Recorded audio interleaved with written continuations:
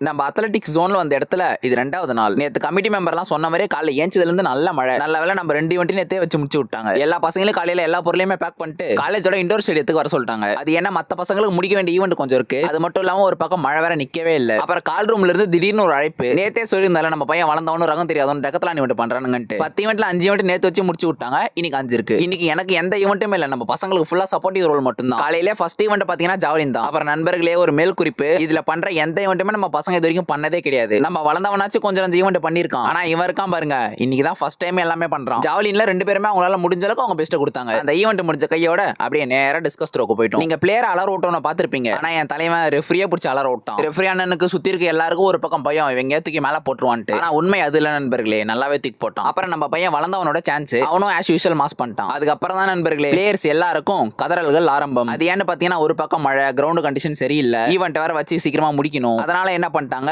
அடுத்தடுத்த ஈவெண்ட் ரோட்ல வைக்க ஆரம்பிச்சிட்டாங்க. நம்ம பையன் வளர்ந்தவனும் ரகமும் எப்படியே மூச்சை போட்டு ட்ரை பண்ணி தொடர்ந்து கண்டினியூஸா 1500 அப்படியே 100 மீட்டரும் ஓடி முடிச்சிட்டாங்க. அதுக்கப்புறம் திடீர்னு எனக்கு ஒரு அழைப்பு, தம்பி பரிசு எல்லாம் கொடுத்துட்டு இருக்கோம், எங்க பாருக்கன்னு.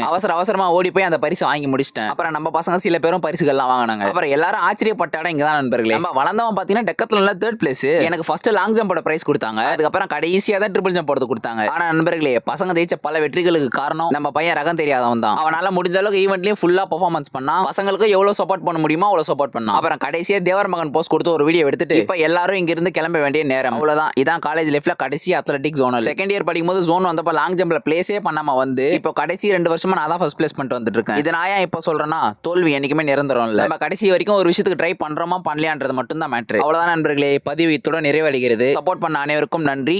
தொடர்பில் இருக்கவும்.